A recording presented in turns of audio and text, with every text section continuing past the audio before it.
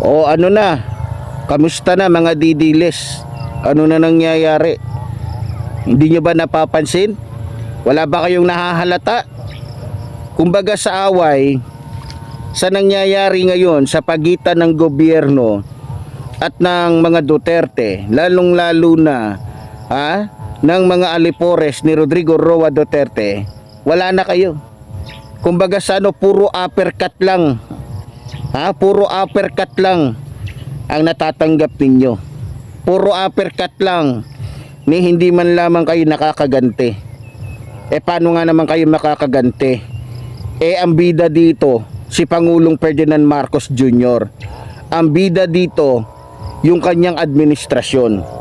Samantala kayo, maging yung mga poon ninyo ay talagang lantara na nagpapakilala ng mga kontrabida. Ngayon, kung maalala ninyo, nung umpisa, hinahayaan, hindi pinapansin ni Pangulong Ferdinand Marcos Jr. yung mga sinasabi ninyo. Hindi pinapansin, hinahayaan lang ni Pangulong Ferdinand Marcos Jr. yung mga ginagawa ng mga Duterte. Pero tulad din ng pelikula, hindi laging nagpapatalo ang bida. Kapag kumilos yan, talagang sapul. Lahat ng masasagasaan sapul. Ngayon, anong nakikita ninyo? Anong napapansin ninyo? 'Di ba? Totoo ang sinasabi ko. Laglag na kayo, talo na kayo, mga talunan na kayo.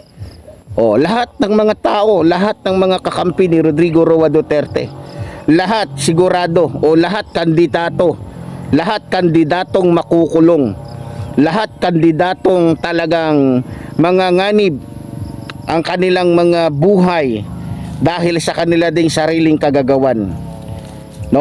Manganganib ang kanilang mga buhay dahil sa sila rin ang may gusto. Hindi sila nanganganib dahil sila ay mabubuti. Nanganganib ang mga buhay nila dahil yan ay bunga ng kanilang mga kasakiman. Yan ay bunga ng kanilang mga kasamaan. Yan ay bunga ng kanilang mga pagnanakaw. Yan ay bunga ng kanilang mga katangahan. Kaya tingnan nyo, magmula sa mga trolls, magmula sa mga didiles na ginagamit ni Sara Duterte para manira kay Pangulong Ferdinand Marcos Jr., ano nangyari? Lahat luhaan, lahat umiiyak, lahat nagsisisi, lahat. Kaya tingnan nyo, magmula kay Jay Sonsa, magmula kay Bayad Bay, at sa ilan pang mga personalidad o sa ilan pang mga personas na nababayaran ng mga Duterte, lahat kayo, lahat sila napapahamak kasi hindi ginagamit yung utak. Hindi ginagamit yung utak, ang ginagamit yung katangahan. Tignan nyo kaming mga nasa panig ng gobyerno, kaming mga nasa panig ni Pangulong Ferdinand Marcos Jr. Although sinisiraan kami, lalong lalo na ako, ang dami-daming paninira sa akin, keso ganito, keso ganyan. Ano nangyari? Sa halip na ako ay maghirap, na-appoint ako bilang kagawad ng aming barangay. At hindi lang yun, nagkaroon pa ako ng iba't ibang mga hanap buhay. Di ba? So, iba ang nangyayari sa amin sa nangyayari sa inyo. Kayo, puro mga, kumbaga sa Bisaya, puro gaba o puro mga karma ang inaabot ninyo. Pasensya na sa mga didiles. Kung ayaw ninyong maambunan o mahawaan ng kamalasan o ng karma ng mga Duterte, lalong lalo na ng kanilang mga ulupong, mabuti pa siguro magsitigil na kayo ng pagsuporta kay Vice President Sara Duterte. Dahil kitang-kita naman na ang sinusuportahan ninyo, maliban na tanga, bobo, sinungaling, ay talagang hindi makatao at talagang walang karapatan na umupo sa isang posisyon na na para lamang sa mga matitinong politiko. Tignan nyo, hindi ba kayo nagtataka na imbis na itoon ni Sara Duterte yung kanyang sarili para tulungan kayo mismo, kayo mga didiles, kahit kayo na lang, nagagawa ba niya? Na itutuon ba niya, na ibibigay ba ni Sara Duterte ang kanyang sarili para sa inyo? Yung panahon niya, wala. Sa halip, gusto niya lang ituon ang kanyang sarili doon sa ibang bansa. Gusto niyang ituon ang kanyang sarili sa pag-a-abroad, sa paglulustay sa pera ng taong bayan. Na hindi niya siguro kinakamusta eh.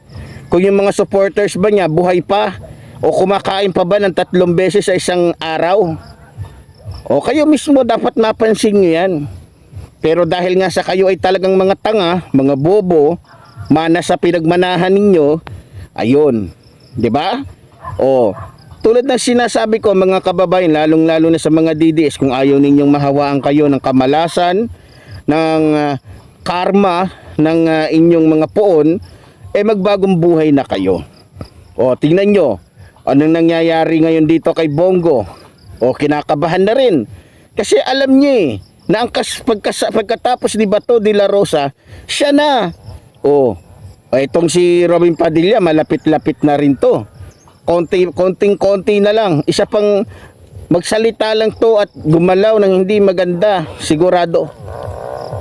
Bigla na lang din to mawawala at magiging katulad na rin ito ni Bato de la Rosa, na magtatago na rin kung saan-saan, na kung saan 'di ba? Kaya sinasabi ko nga sa inyo mga kababayan, dapat malaki na kayo may sariling utak na kayo Alam niyo naman siguro kung ano ang tama at mali. Pero bakit? Lalong-lalo na yung mga kababayan natin mga Bisaya. Alam niyo naman siguro, kay baluman siguro mo kung asay maayo, kung asay dili. Sinasabi niyo, magaling si Duterte, magaling ba yung nagnakaw ng trilyon-trilyon? Sabi nyo, mas mabuti si Rodrigo Roa Duterte kasi ligtas noon. Tanga. Mas ligtas ngayon. Dahil yung mga kabataan ngayon, hindi basta-basta dinadampot-dampot na lang at sasabihin involved sa droga at papatayin. Sabi nyo, mas ligtas noon kasi yung mga kababaihan na hindi nadidisgrasya, tanga. Talagang hindi madidisgrasya dahil bawal lumabas noon. Hindi talaga nakakalabas yung mga kabataan noon, kahit ngayong mga kalalakihan Hindi basta-basta nakakalabas kasi pag nakita ng mga pulis sa lansangan, parang mga zombies, parang piling-piling ng mga tao pag lumabas sila, para silang may daladalang mga sakit na pwedeng makahawa sa mga tao agad-agad. Kaya wala talagang mangyayaring krimen noon. Walang mangyayaring mga sakuna. Ang gumagawa noon ng mga sakuna tuloy, ang gumagawa noon ng mga krimen, yung mga lesbo na namimili ng mga Pilipinong papatay nila, may kasalanan man o wala, involved man sa droga o hindi. Kaya huwag niyong ipagmalaki si Rodrigo Roa Duterte. Baka nakalimutan ninyo na bilyon-bilyon ang ninakaw nila ni Michael Yang sa Parmali. Ginamit pa yung Parmali para lamang makapagnakaw ng bilyon-bilyon. Imbes na tumulong sa mga may sakit o sa mga nahawaan ng COVID, ginamit pa yung pagkakataong yun para magbulsa sila ng bilyon-bilyon. Pinagsawaan nila yung pera, o talagang pinaghati-hatian nila yung pera ng taong bayan. Nakinabang sila sa pera ng taong bayan, nakinabang sila o sila lang ang nakinabang, ginamit lang ang taong bayan para makapangutang sa ibang bansa. Talagang grabe yung pagiging tuso ni Rodrigo Roa Duterte. Grabe yung kanilang pagiging walang niya. Grabe yung kanilang pagiging buhaya. Pero pag nagsalita, akala mo hindi mga buhaya. 'Di ba? So ganun pa man mga minamahal ko mga kababayan, isa lang ang masasabi ko sa mga DDS.